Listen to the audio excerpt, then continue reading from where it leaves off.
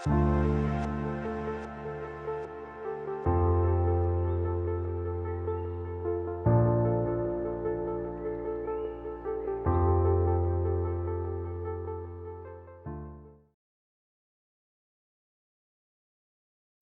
existen iglesias perfectas, pero sí iglesias saludables.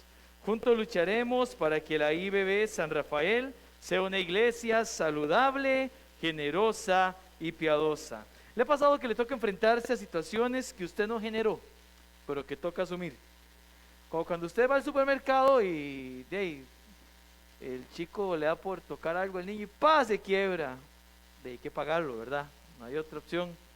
O cuando nuestro cónyuge toma el auto, por error lo raya, pero el pago sale de las finanzas de ambos. Yo una mañana decía que por eso usted no sabe manejar todavía, ¿verdad? Ah, mentira. Tal vez cuando íbamos para un lugar y usted llegó y el precio era diferente que habían dicho la publicidad y pues usted ya está ahí. Ojalá haya manejado 5 horas, ¿verdad? Y ahí toca pagarlo. Si bien es cierto, no siempre propiciamos diferentes situaciones, claramente nos toca asumir la responsabilidad, sea esta cual sea. Hoy hablaremos de situaciones que a veces no propiciamos y del manejo que podemos darle a las mismas con una diferencia. La situación que veremos y muchas que nos suceden nunca son accidentales. Quiero invitarle a que busque el libro de Marcos, el capítulo 14, leeremos del versículo 18 al 25. Comenzamos.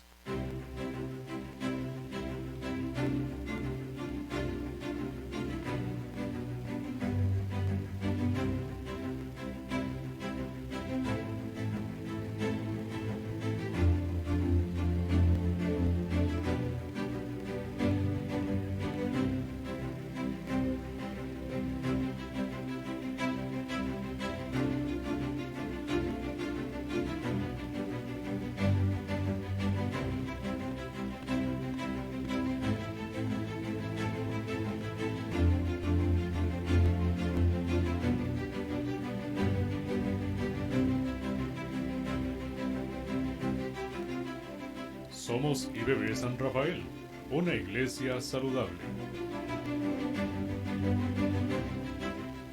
Marcos 14, capítulo 18, capítulo 14, versículo 18. Y cuando se sentaron a la mesa, mientras comían, dijo Jesús: de cierto os digo que uno de vosotros que come conmigo me va a entregar. Entonces ellos comenzaron a entristecerse y decirle uno por otro: ¿seré yo? Y el otro: ¿seré yo? Él respondiendo les dijo: es uno de los 12 el que moja conmigo en el plato. A la verdad, el Hijo del Hombre va según está escrito de él, mas ay de aquel hombre por quien el Hijo del Hombre es entregado. Bueno le fuera a ese hombre no haber nacido. Y mientras comían, Jesús tomó pan y bendijo y lo partió y les dio diciendo: tomad, esto es mi cuerpo. Y tomando la copa y habiendo dado gracia les dio y bebieron de ella todos. Y les dijo: esto es mi sangre del nuevo pacto que por muchos es derramada. De cierto os digo que no beberé más del fruto de la vid hasta aquel día en que lo beba nuevo en el reino de Dios. Vamos a orar. Dios, gracias por ser bueno, por permitirnos reunirnos en esta mañana. Gracias, Señor, porque hoy en la celebración en nuestro país y otros países de Latinoamérica del Día del Padre, recordamos que tenemos al mejor Padre que es usted, Señor. Oramos para que sea usted que nos guíe en esta mañana y nos hable, Señor, a nuestras vidas a través de la exposición de su palabra. Permíteme compartir con mis hermanos lo que creo usted me ha dado, Dios, para la edificación de la iglesia. Gracias por ser bueno y gracias por amarnos. Sea exaltado y glorificado en todo momento. Dios bendice también a las personas de la transmisión, que también puedan ser edificadas y que pronto puedan estar aquí con nosotros también. Por Jesús. Amén y amén. Pueden tomar su lugar en este momento, hermanos. Quiero decir un anuncio antes que se me vaya. Bueno, lo voy a decir ahora, mejor. Después lo digo, más tarde, ¿está bien? Nuestro bosquejo de hoy, nuestra enseñanza hoy se llama El Dios soberano y el hombre responsable. Estamos en el sermón número 93 del Evangelio según San Marcos. Y vamos a tener nuestro bosquejo homilético de la siguiente manera. El punto número 1 para hoy es el siguiente: la manifestación de las perfecciones divinas. La manifestación de las perfecciones divinas. Versículo 18 de Marcos 14 dice así: y cuando se sentaron a la mesa, mientras comían, dijo Jesús: de cierto os digo que uno de vosotros que come conmigo me va a entregar.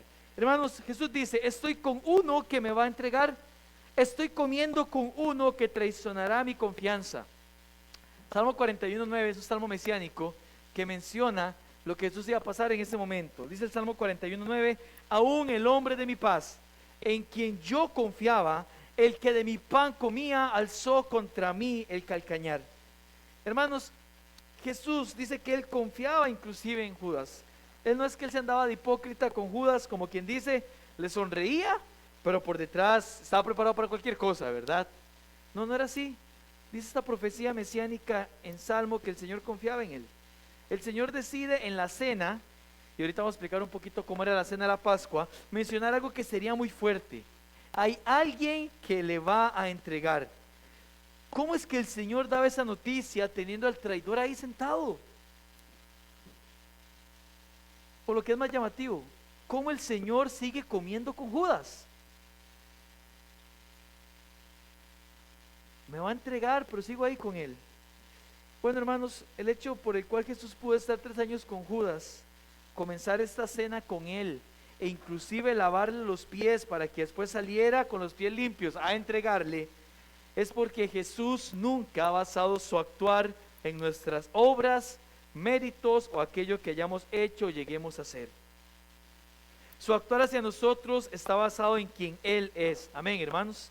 Él hará todo aquello que magnifique su nombre. Eso es lo que enseña la palabra. En Isaías 48:9-11 dice, por amor de mi nombre, está hablando Dios, diferiré mi ira y para alabanza mía la reprimiré para no destruirte. He aquí te he purificado y no como plata, y te he escogido en horno de aflicción. Por mí, por amor de mí mismo lo haré, para que no sea mancillado mi nombre, y mi honra no la daré a otro. Dice Dios que lo que Él está haciendo, en el contexto de lo que Él hacía con Israel, lo hacía por amor a sí mismo. El salmo más famoso que hay, ¿cuál es el salmo más famoso que hay? El Salmo 23 también lo enseña. A veces lo decimos y nos lo hacemos de memoria, pero no meditamos. Salmo 23:3 dice que el Señor confortará mi alma, me guiará por sendas de justicia, por amor de su nombre. De manera que al leer a Jesús diciendo en el versículo 18 que alguno le entregaría, mis hermanos, no está el Señor haciendo el papel de pobrecito yo. No, Él más bien está representando una de las expresiones de mayor omnisciencia y soberanía que solo el Dios Trino puede tener. Refuerza su deidad y refuerza su compromiso con el Padre, a quien Él honra y de quien Él recibe gloria, según Juan 17. En esa oración de Juan 17, que Jesús hará en este contexto después de la cena, pero que no vamos a tocar porque no estamos en el Evangelio de Juan, Jesús afirma que su fin es glorificar al Padre. Juan 17:3, Padre, yo te he glorificado, ahora glorifícame con la gloria que me diste antes de que existiese el mundo, y que el Padre le va a glorificar. Y hermanos, eso es importante porque no hay forma alguna que el Padre, el Hijo y el Espíritu Santo pierdan gloria. Amén, hermanos, no hay forma que ellos la pierdan. La expresión de Jesús entonces aquí, ¿qué dice? De cierto, cierto, o sea, amén, esto es seguro, uno de ustedes que come conmigo me va a entregar. Es una muestra de la propia naturaleza de Dios. Pero también sucede algo más en ese momento. Lo que el Señor dijo causó tristeza en los demás. Ellos dicen que se comenzaron a decir el uno al otro. Aquí lo dice el versículo 19. Entonces ellos comenzaron a entristecerse y a decirle uno por otro, ¿seré yo? Y el otro decía, ¿seré yo? Era un asombro, hermanos, y era un asombro porque no creían que lo que Jesús les había dicho fuera cierto, cuando menos que sucediera tan pronto. El Señor tiene más de un año, durante lo que se conoció como el año de retiro, diciéndoles, vean, yo voy a ser entregado, voy a morir, pero voy a resucitar después. Pero ellos no creían todavía. Su corazón estaría endurecido, a lo mejor sí, pero de seguro no más de lo que lo hubiera estado el suyo o el mío en esa ocasión. Pero el decreto del Señor se mantenía inamovible, porque Dios siempre hace lo que Él quiere hacer. Amén, hermanos. Daniel 4:35 dice, todos los habitantes de la tierra son considerados como nada, y Él hace según su voluntad en el ejército del cielo y en los habitantes de la tierra, y no hay quien detenga su mano y le diga, ¿qué haces? Llegó una ocasión anterior, hermano, Jesús había reprendido a Pedro, porque Pedro en su mente humana quería que Jesús no sufriera. Pero mis hermanos, recuerde esto siempre, el Dios inmutable no va a cambiar un decreto eterno solo porque al ser humano no le parezca una buena idea. Cuando Pedro le dice, Señor, ¿cómo voy a ir a morir? El Señor no le dice, Pedro, tranquilo, pobrecito, usted no, es que vea, yo tengo que morir, pero no llore, no. Jesús le dijo, apártate de mí, Satanás, porque me eres tropiezo. En Mateo dice, tu mirada no está en las cosas de Dios, sino en la de los hombres. Y creo que aquí hay un principio, hermanos, y es que cuando no camino confiadamente en los caminos del Señor, es porque mi mirada ha dejado de estar en las cosas de arriba. Ahora, ¿por qué apuntar a esto ahorita? Porque, mis hermanos, deberíamos descansar en que nuestra responsabilidad no está en que las cosas sucedan o no, sino en la manera en que asumimos la omnisciencia de Dios, su providencia y su soberanía como parte de un plan que muchas veces no entendemos. Y antes de que alguno diga, pastor, no, yo lo entiendo. Mis hermanos, lo que sabemos no lo sabemos como deberíamos saberlo, porque nuestra mente es finita. La lección que estuvimos estudiando ahora, antes de este tiempo, wow, fue increíble. Cómo abrazó mi alma y me retó tanto y me puso a meditar tanto. Dios es tan grande, su conocimiento es tan increíble, hermanos, que aunque usted y yo digamos, yo sí entiendo lo que Dios está haciendo, muy seguramente no. Cuando pensamos que entendemos lo que Dios hace en alguna situación, completamente nos afecta. Entonces la pregunta es, ¿qué es lo que usted te ocupa saber? Lo mismo que han ocupado saber todos los creyentes de todas las épocas. Yo quiero usar una ilustración de un creyente de la época antigua, esto que está hablando Cristo, y es de David. Como usted sabe, David hizo algo. ¿Qué hizo David?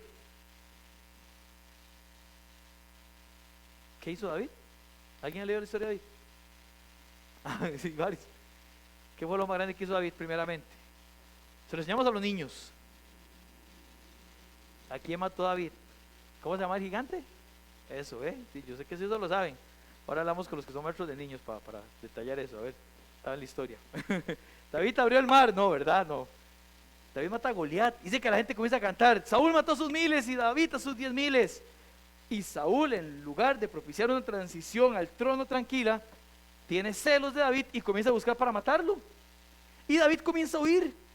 Y David llega a un lugar en Aquis, en Gat, donde estaba Aquis, el rey de Gat.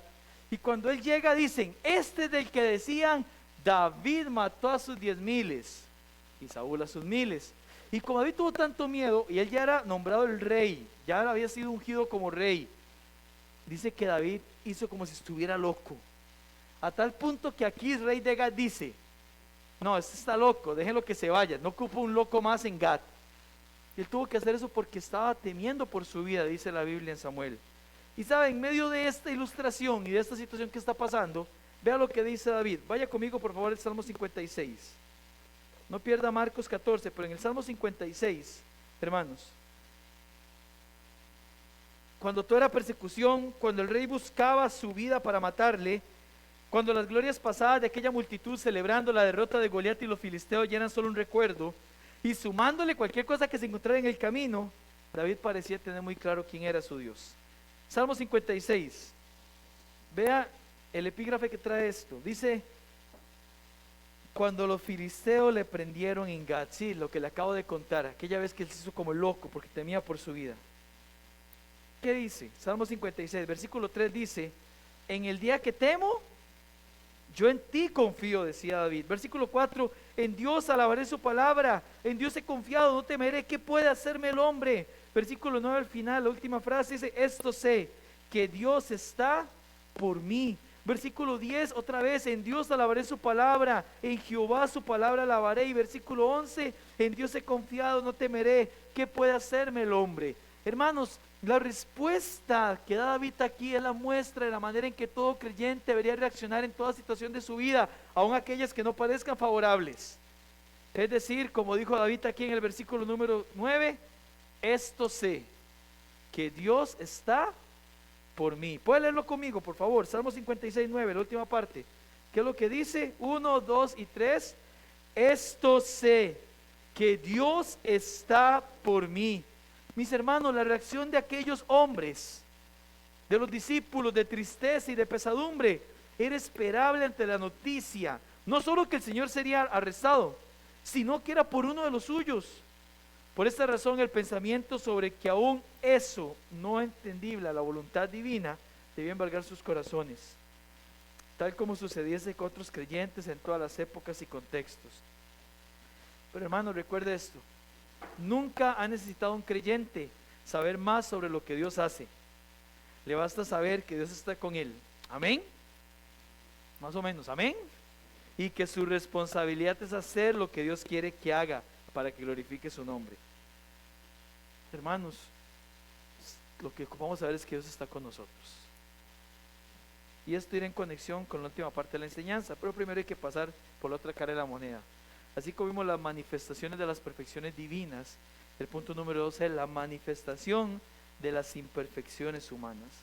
Porque, hermano, la soberanía divina nunca ha quitado responsabilidad humana. Punto número 2, la manifestación de las imperfecciones humanas. Pero lo que dice el versículo 19 al 21. Entonces comenzaron a entristecerse y a decir uno por otro, seré yo, y el otro, seré yo. Versículo 20, él respondiendo les dijo, es uno de los 12 que moja conmigo en el plato. A la verdad, el Hijo del Hombre va según está escrito de él. Mas hay de aquel hombre por quien el Hijo del Hombre se ha entregado. Bueno le fuera a este hombre no haber nacido. Hermanos, al leer estos pasajes, notamos que es muy fácil parecer que uno está del lado del Señor. Ninguno sospechaba que Judas era el traidor. Dice que cuando Jesús dijo que le iban a entregar, se comenzaron a decir, seré yo, seré yo. El único que sabía quién era realmente Judas, y obviamente el Señor. Y hermanos, Judas parecía estar del lado correcto, pero lo suyo era apariencia. Y creo que esto es importante notarlo, porque no podemos olvidar que más importante que estar uno del lado de Dios, o por lo menos creerlo, es saber que Dios está de nuestro lado. Y es diferente. No fue el mismo Jesús el que dijo en Mateo 7, 22, 23. Pueden verlo en su pantalla. Muchos me dirán en aquel día, Señor, Señor, ¿no profetizamos en tu nombre? Y en tu nombre echamos fuera demonios, y en tu nombre hicimos muchos milagros. Y entonces les declararé, nunca os conocí, apartados de mí, hacedores de maldad. Hermanos, es muy fácil aparentar a la gente que estoy con Jesús.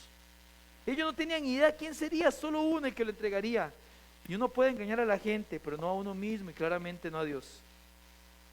Esto es importante, porque aunque el versículo 21 dice que estaba escrito que el Mesías iba a sufrir, la responsabilidad de lo que hace Judas tiene que asumirla él también. Él es responsable de ser el traidor. Pero si Judas no le hubiera entregado, hermanos, los hubieras no existen, no hay más que decir. Judas decidió ir y entregar al maestro. Estaba acumulando vergüenza y afrenta para sí mismo por sus propias decisiones. En el versículo número 20 Jesús dijo, es uno de los 12 el que moja conmigo en el plato. Déjeme darle un poquito de contexto de la Pascua en general. Desde que ellos llegaron al aposento alto hasta que salieron, la Pascua duró lo suficiente para que Jesús hiciera una serie de cosas, para que le lavara los pies a los discípulos, para que comieran la Pascua, para que dijera a Jesús lo que Judas iba a hacer, para que instituyera la cena de él y para que le diera una serie de enseñanzas que están en Juan del 13 al 16. Ahora, ¿cómo se celebraba la Pascua en aquel tiempo? El orden de los acontecimientos era el siguiente. Primero, la oración. Era una oración de acción de gracias por liberación, protección y bondad de Dios. La oración inicial después era seguida por poder alistar 4 copas de jugo de la vid. Cada copa estaba basada en Éxodo 6 del 6 al 7. En Éxodo 6 del 6 al 7 hay una serie de promesas que Dios hace a su pueblo. Entonces cada copa representa una de esas promesas. Después de que se hizo la oración inicial, se venía un lavado ceremonial de manos. ¿Para qué se lavaban las manos la gente que celebraba la Pascua en conjunto? Para poder mostrar de que estaban con limpieza, con santidad, limpieza del pecado. Ahora, ¿será que este fue el momento en que Jesús decide, en vez de lavar las manos, lavar los pies para mostrarles quién era el mayor cuando ellos estaban discutiendo eso? Podría ser. Una vez que pasaba el lavado de manos, seguía a comer hierbas amargas. Las hierbas amargas machucadas, a ver, sería un sabor como el rábano. ¿Han probado rábano? Que es como picante, ¿verdad? Era como machucar rábano con una serie más de hierbas que ellos iban a comer. ¿Por qué es que en la Pascua se comían hierbas amargas? Bueno, para recordar la esclavitud y la aflicción sufrida por esclavos de Egipto. Después de eso venía el pan sin levadura, lo que actualmente se conoce como matzá, que es como una hojuela grande de pan, es pan sin levadura, y lo sumergían en una pasta espesa hecha a base de frutas y de nueces. Entonces, los occidentales comemos diferente a los orientales. No sé si usted ha visto alguna vez un oriental comiendo. Es un plato grande en la mesa, todo ahí, todos van comiendo, ¿verdad? Entonces, ellos tenían en el centro una fuente donde había una tipo jalea, digámoslo así, que mezcla dátiles, higos, nueces, otras cosas, donde podía meter el matzá e ir comiendo. Después de esta comida comenzaban a cantar los salmos. Hay salmos que Dios permitió que fueran prescritos para la Pascua, y ellos comenzaron a cantarlos en este momento, que son los salmos llamados el Halel, de donde viene la palabra aleluya. La palabra aleluya es igual en todos los idiomas del mundo. El Halel son los salmos del 103 al 118. Esto es importante, ya van a ver por qué más adelante. Entonces cantaban los primeros del Halel, del 103 al 118. Una vez que cantaban, se tomaba la segunda copa, el padre de familia explicaba la Pascua. Les decía que esto era para recordar que el Señor los liberó. Se servía el cordero asado y el pan sin levadura, que era el plato principal, se lo comían, y una vez terminado se veía la tercera copa de jugo de la vid. Después de esto la ceremonia se completaba con el cántico del resto del Halel que no habían cantado. Otras serían del Salmo 103 118, había una división, no sabemos exactamente cómo era la división, y se degustaba la última copa. Les explico todo esto para que usted y yo entendamos un poco el contexto cuando Jesús dice que mete la mano en mi plato. No es como que usted esté comiendo y que alguien le diera a Jesús en el plato y le metiera la mano así, ¿verdad? Sería muy extraño. De hecho, Jesús dice una parte, ¿sabe quién yo le doy pan mojado? Dice que le doy pan mojado a Judas. Uno dice, qué evidente. Pero el tema era que era muy común esto, mojar un poco y tome Randy, que Randy recogiera. No sé cómo comerán en tiempos de COVID allá en Medio Oriente, ¿verdad? Pero es parte de las prácticas que hacían. Por eso es que Jesús dice esto que está aquí, y ellos ni cuenta se dan, están tan consternados que esto es lo que está pasando, hermanos. Ahora, piense esto, en algún momento de la cena Jesús señaló que sería traicionado, muy seguramente cuando comían el plato principal. Y el tema es tremendo, más a la luz del versículo 20, por lo que acabamos de decir. El Señor mojaba el pedazo de pan en la fuente de nueces, dátiles e higos y los entregaba. Así que todos metiendo la mano en el lugar, pero Judas sabía que él estaba hablando de él. Jesús provee aquí una advertencia a Judas. Judas, yo sé lo que vas a hacer. ¿Podría haber reflexionado Judas? No lo hizo. Dice el Evangelio de Juan que más bien el diablo entró en él y se fue.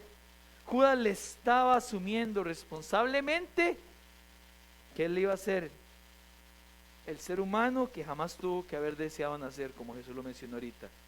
En palabras de Matthew Henry, quizás en ningún otro acontecimiento como en este se aprecia la conjugación de la soberana intervención de la gracia divina con la tremenda responsabilidad del albedrío del hombre. Hermanos, eso es lo que sucede aquí. No obstante, también este pasaje hizo una profunda reflexión en los discípulos. Por eso todos le preguntaban si serían ellos. Los hizo reflexionar. No se esperaban este anuncio de parte del maestro. Una vez que Judas se fue, el Señor instituyó su cena. Sube el versículo 22, ya comenzaron a comer. Hermanos, y una vez que Judas salió, según Juan 13, 28, el Señor continuó con el establecimiento de la cena. ¿Judas pudo estar en la cena? No quiso estar. Su pecado fue más atrayente, la concupiscencia del mismo le ganó la batalla, el deleite temporal de la vida lo hizo renunciar a su eternidad con el Señor. Sus ojos fueron puestos en esta tierra. Era la manifestación de la imperfección humana más grande que hay, el pecado. Punto número 3. Ahora vamos a ver la manifestación de una ordenanza perfecta para seres imperfectos. ¿Qué hace el Señor una vez que Judas se va, hermanos? El Señor instituye su cena y lo hace al final de la Pascua. Esto es importante, no fue una sustitución de la Pascua. ¿Quién fue la sustitución de la Pascua? Cristo, el Cordero perfecto. Entonces la cena queda al final instituida más bien como un recordatorio en memoria de Él, que le recordará a la iglesia que Él es nuestra Pascua, sacrificada por nosotros. El Señor aprovechó parte del pan y vino que había para instituirla.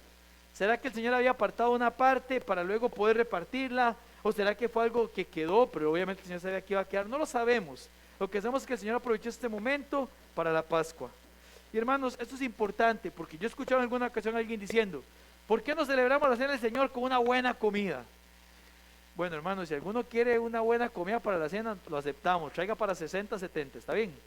Y aquí todos comemos. Pero la cena del Señor es algo simbólico. No lo comemos en cantidad porque lo que hace es dar un simbolismo. Su fin es anunciar un sacrificio. Así que basta con una señal simbólica. Así que vamos a dar pan más grande para la cena. No creo, hermanos. No creo. De un vaso, pastor. Bueno, Usted trae para todo, le entramos, pero no, es algo simbólico.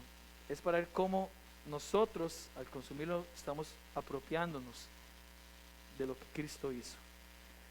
El versículo 22 y 23, voy a leerlo y luego menciono varias cosas que hay en ellos. Y mientras comían, Jesús tomó pan y bendijo, y lo partió y les dio diciendo: tomad, esto es mi cuerpo. Y tomando la copa y habiendo dado gracias, les dio y bebieron de ella todos. Y les dijo: esto es mi sangre del nuevo pacto, que por muchos es derramada. El Señor primero lo bendice y da gracias. Fíjense, si damos gracias por todo, ¿cuánto más no daremos por esta representación? La mayor representación del sacrificio de Cristo. Mis hermanos, como iglesia debemos anhelar y desear con todo el corazón celebrar la cena del Señor regularmente. Los creyentes no pueden pasar el tiempo sin poder disfrutar de esto. También tiene un propósito, y es conmemorar siempre la muerte del Señor, porque su sangre es la que da perdón de pecados, dice Hebreos 9:22. Porque su cuerpo partido demuestra el quebrantamiento que el Padre hizo, dice Isaías 53:10. Y como dice 1 de Pedro 1:18 y 19, sabiendo que fuisteis rescatados de vuestra vana manera de vivir, la cual recibisteis de vuestro Padre, no con cosas corruptibles como oro y plata, sino con la sangre preciosa de Cristo, como un cordero sin mancha y sin contaminación. Pero hermanos, el Señor no solo partió el pan y bebió la copa, sino que le dio a sus discípulos.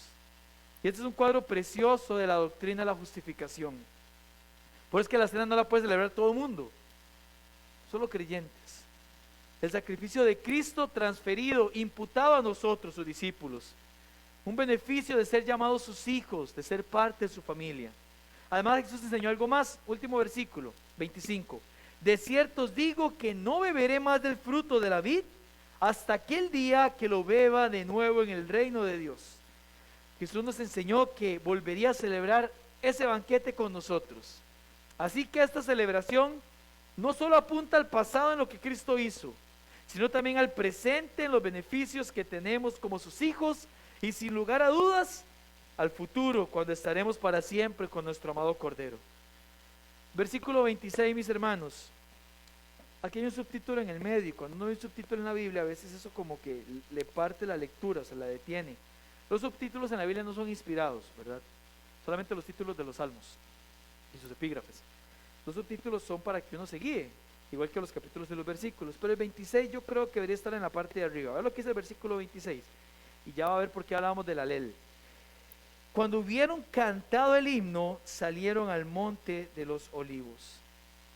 Mis hermanos, el himno que cantaban, el Halel, de donde viene la palabra aleluya, como les dije, comprendía los salmos 103 al 118.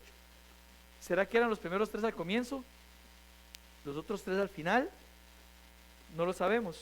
Alguno puede decir, bueno, pastor, el texto dice que cantaron el himno en singular, debería ser solo uno. Lo que pasa es que en el original no aparece esa expresión. El original dice nada más, y cuando hubieron cantado salieron. No aparece qué. Por ejemplo, en otra traducción de la Biblia dice, y cuando cantaron los salmos, en plural. Entonces, es muy difícil saber cuáles cantaron, si 1, 2 o 3 o 4, qué sé yo. Pero en todo caso al menos cantaron uno. Y el último, ¿verdad? El 118. Ahora, quiero que vayamos al Salmo 118. Entonces, ya no tiene que conservar Marcos porque no vamos a volver a él. Vamos a sacar el Salmo 118. Este es el último salmo del Halel, el que cantaron de fijo al final. Piense lo que significaba cantarlo después de la institución de la Cena del Señor. Le voy a pedir algo, se lo dije a los hermanos en la mañana, de ustedes que están aquí en la transmisión, saque el tiempo ahora en la tarde o en esta semana para leer los salmos del 113 al 118 pensando en el sacrificio de Cristo. Ellos lo cantaban cuando estaba siendo instituido nuestra Cena del Señor, al saber que la Pascua era Cristo. ¿Cuántos versículos tiene el Salmo 118? 29. Bien vale la pena leerlos todos, pero por una cuestión de tiempo no lo vamos a hacer. Nada más quiero que vamos del primer versículo, el versículo 1 y el versículo 29, el último. ¿Qué tienen en común el Salmo 118.1 y el Salmo 118.29?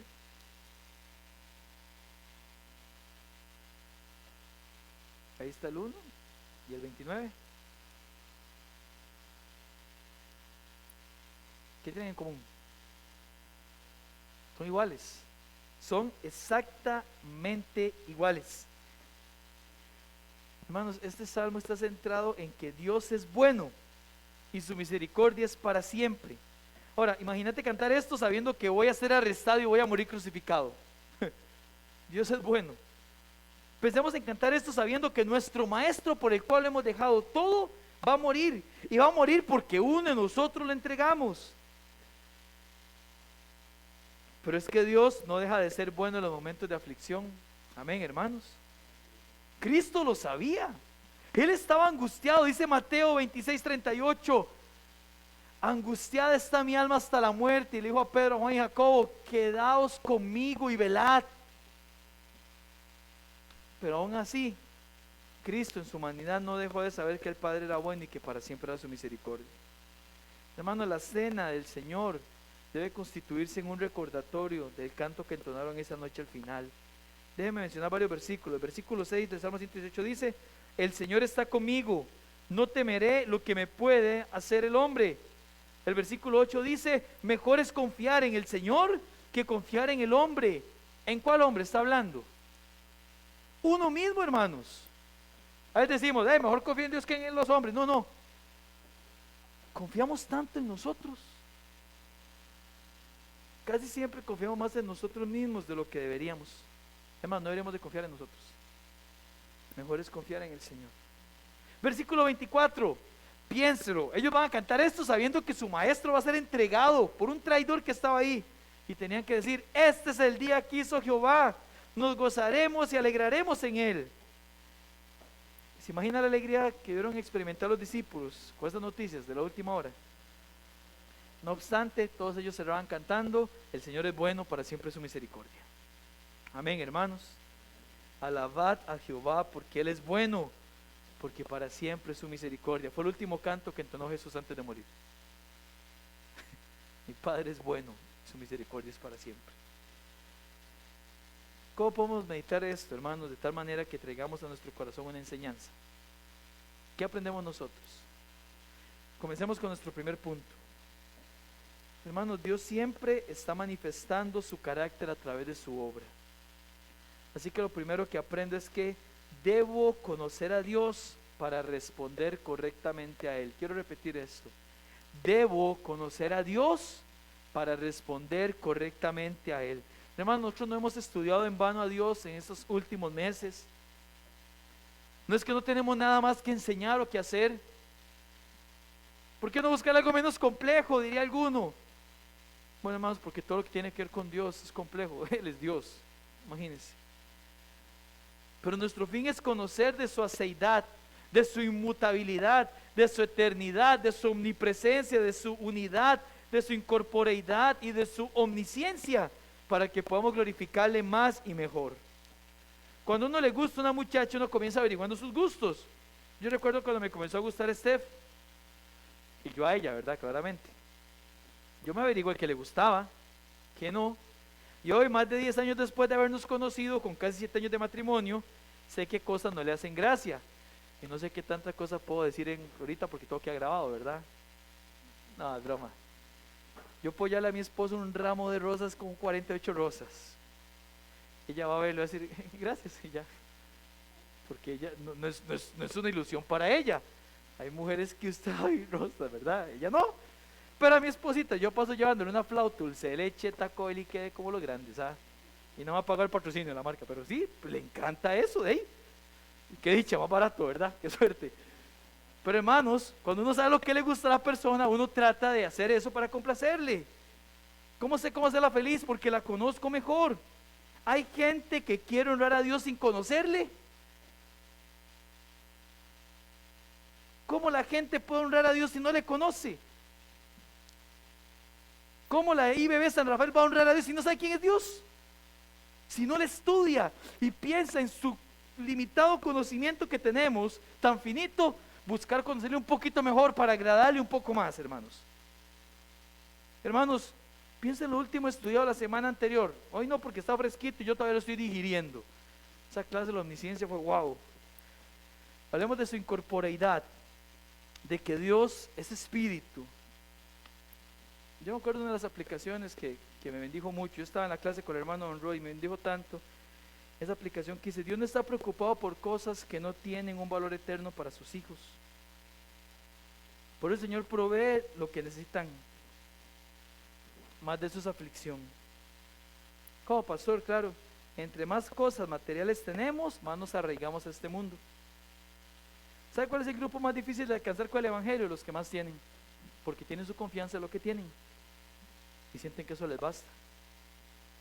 Pero volviendo al punto, mis amados, estudiar al Señor nos permite responder correctamente a Él. Si ellos conocieron un poquito más de Dios, cuando el Señor expresa su soberanía, omnisciencia en lo que está diciendo, tal vez se hubieran evitado esos días que estuvieron en angustia. Acabamos de ver su soberanía y su omnisciencia de manera práctica. Te pregunto, mi hermano, mi hermana, ¿cómo eso va a moldear tu pensamiento? ¿De qué manera vas a pecar menos esta semana? Sabiendo que Él es soberano en todo lo que hace y que es omnisciente y conoce todas las cosas. ¿Cómo te comprometerás a ser más intencional y decidido en la búsqueda del Dios Santo?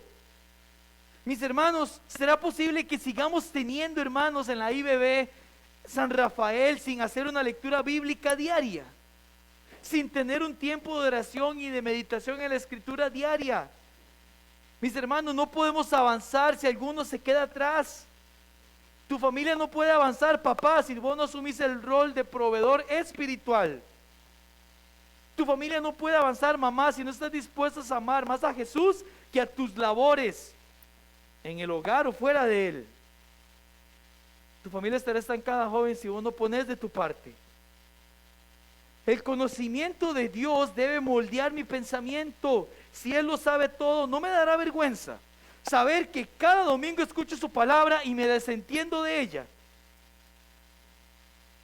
No es penoso que el Dios creador piense, una vez más, sentado ahí, sentado detrás de esa computadora, ese teléfono, y volverá a ser igual. ¡Wow!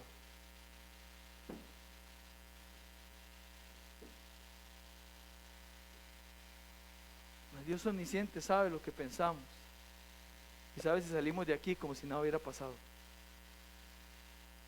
Estas verdades deben moldear nuestro pensamiento, hermanos. Deben confrontarnos.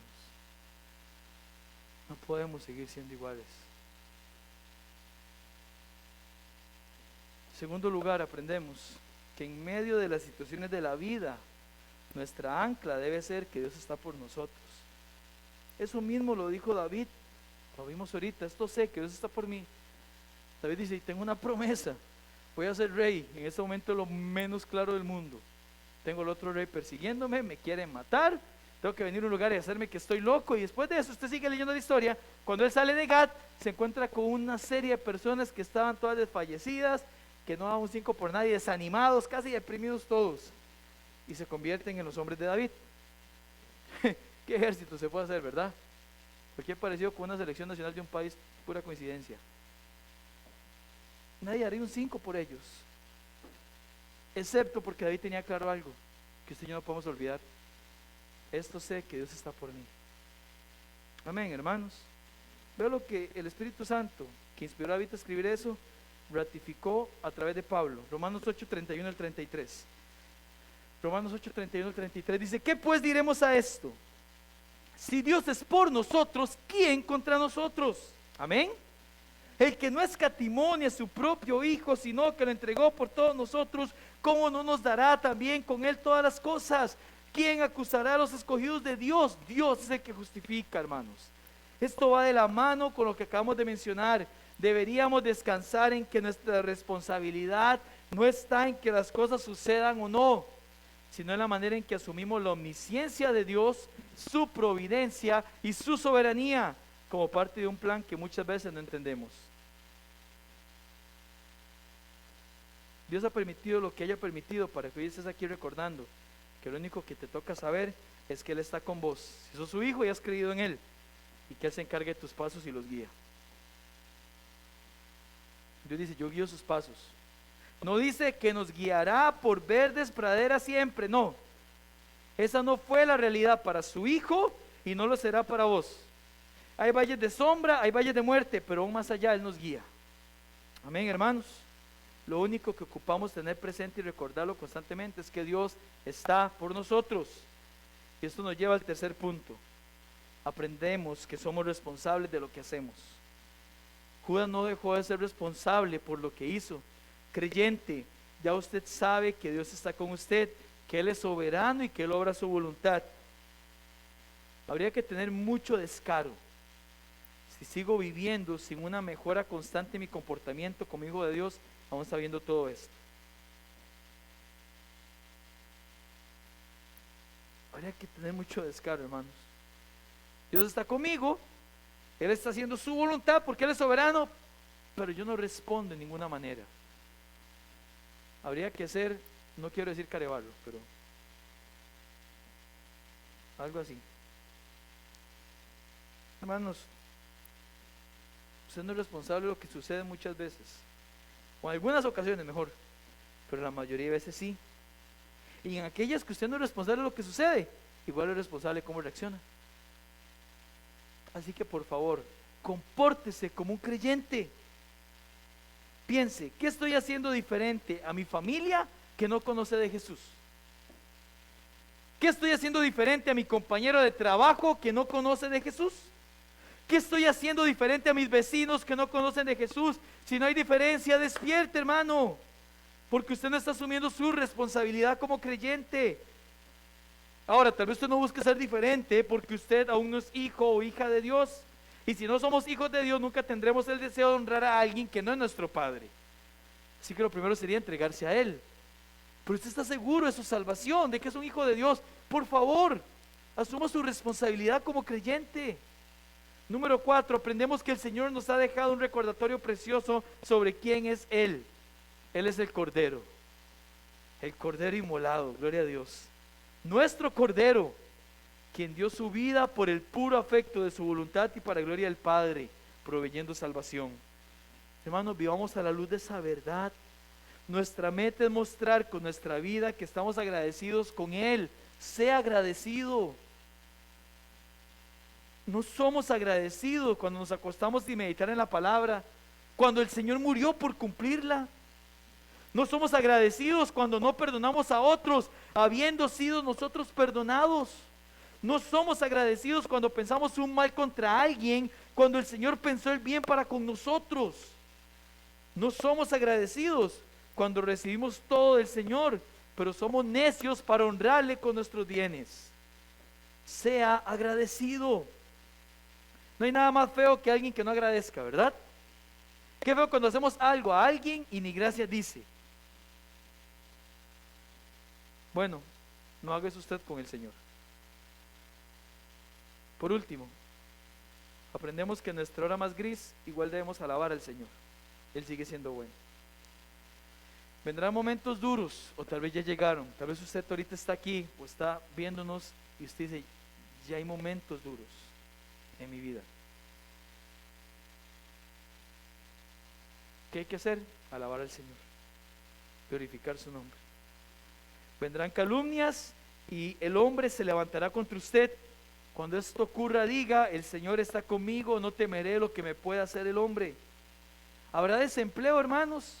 Habrá partida de seres queridos, habrá enfermedad, habrá personas que nos den la espalda, pero Dios no. Aún en medio de eso, digamos que Él es bueno, siempre bueno, para siempre su misericordia. Ahora, hermanos, usted y yo ya sabemos lo que hemos aprendido. Nuestro deber es llevarlo a la práctica.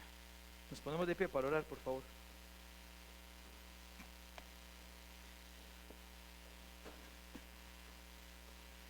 Con su cabeza inclinada, sus ojos cerrados. Usted también ahí que nos está viendo en la transmisión, medite en esto que acabamos de estudiar.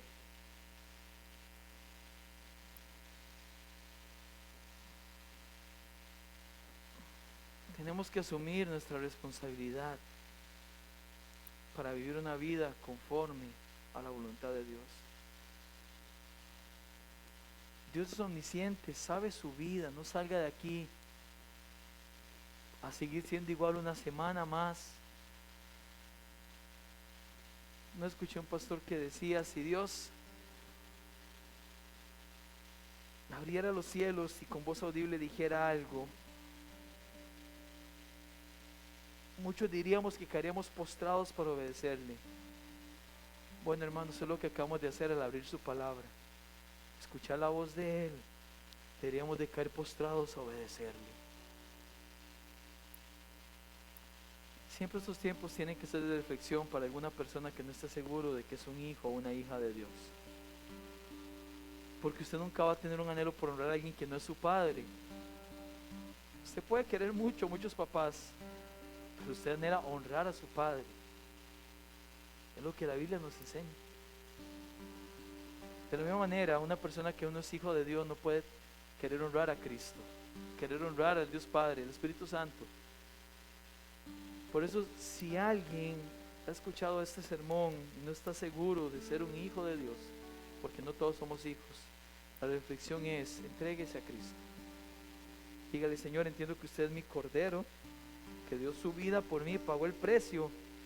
Quiero arrepentirme y entregarme a usted.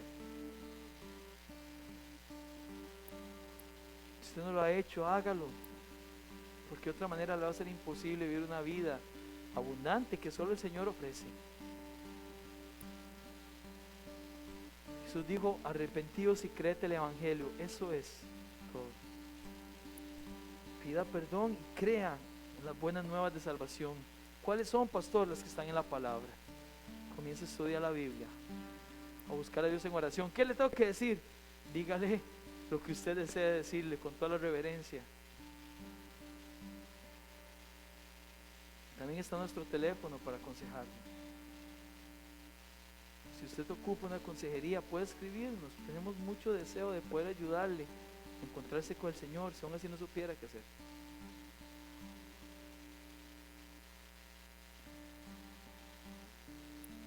A usted creyente que nos escucha, ahí aparece el número para que ustedes también puedan tenerlo. A usted creyente, hermano de la IBB San Rafael, no siga una semana más igual.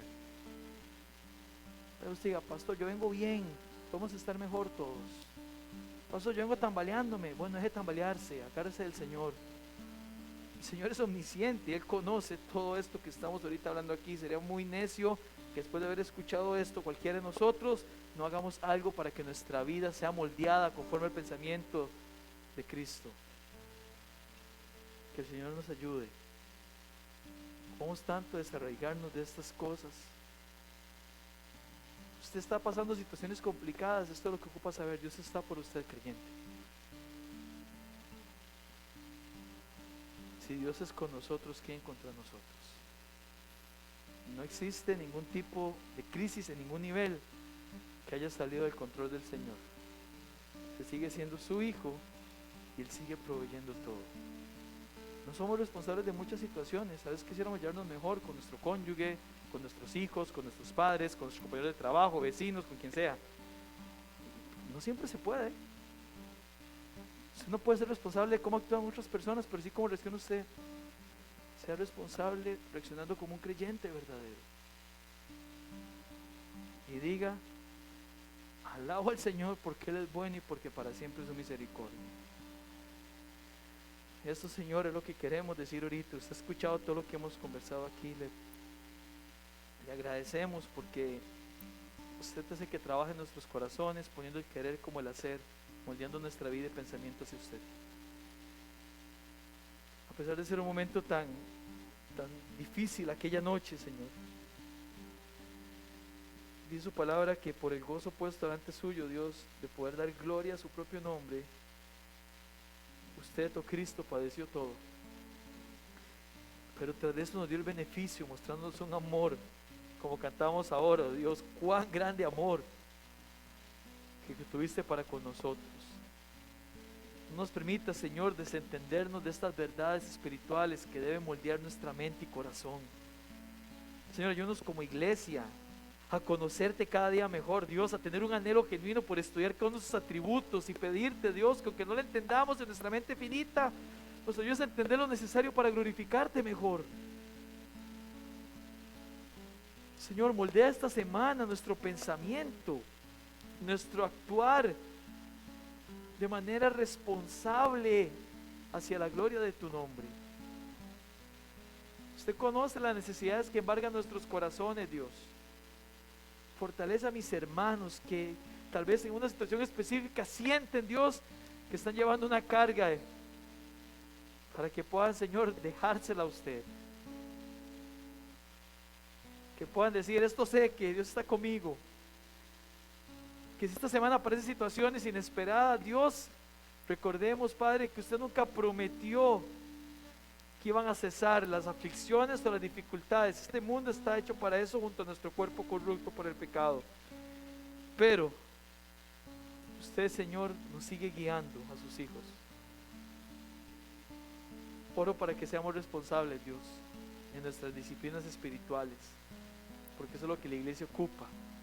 Eso es lo que cada uno de nosotros ocupa para poder tener esa paz que solo usted da y que usted les mencionó a ellos, Dios, en este momento que era tan difícil, tal vez que ellos estaban un poco tristes, diciéndoles que usted va a dar una paz, que su corazón no tiene que turbarse, que usted está preparando moradas, que pueden descansar, Señor, en usted, porque usted nos envió al Espíritu Santo, un consolador, que nos consuela, Dios.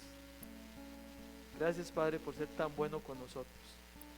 Que tu nombre sea exaltado y glorificado por la eternidad. Que tus hijos siempre proclamen, Dios, y te alaben porque usted es bueno y para siempre su misericordia. Por Jesús. Amén y amén.